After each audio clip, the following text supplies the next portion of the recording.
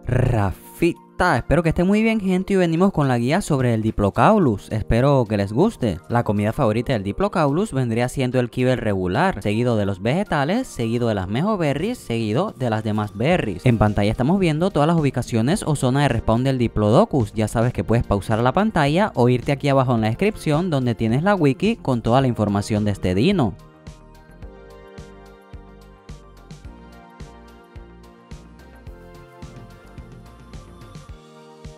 A la hora de tamear a nuestro Diplodocus vamos a tener dos opciones. La primera sería por el método de knockout, o sea, disparándole algún tipo de tranquilizante para dejarlo inconsciente. Vamos a necesitar unas 190 flechas narcóticas lanzadas con una ballesta para dejar inconsciente a un Diplodocus nivel 150. El Diplodocus es inofensivo, aparte de que no es tan rápido. Solo tener cuidado ya que este empuja con su cabeza y si estamos en un sitio empinado nos puede hacer caer desde una gran altura y morir. Si queremos, también podemos emplear el método de la trampa, construyendo una trampa 2x2 con rampas y atrayendo a nuestro Diplodocus hacia ella, para que éste suba por la rampa y quede atrapado dentro de esta trampa. Esta trampa debe tener al menos 2 marcos de altura y es recomendable construirla mínimo de 2x3 para que el Diplodocus no vaya a terminar fuera de ella. Un Diplodocus nivel 150 en un server de tameo por 1, utilizando su comida favorita, tomaría 1 hora y no necesitaría ningún narcótico. Si estamos en un server por 1, es full recomendable utilizar el kibble regular porque con otro tipo de alimento tardará un montón de tiempo. Así que si es posible tener preparado los kibbles suficientes para que este se tamee.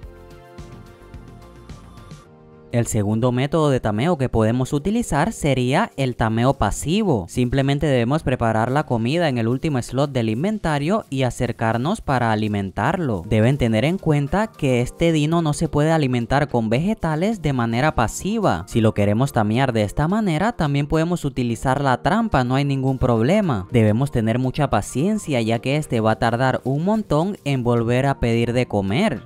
Y por lo que estuve viendo, al alimentar de manera pasiva a nuestro Diplodocus, le va a subir un montón el porcentaje de domesticación, a diferencia de cuando lo alimentamos cuando este está dormido.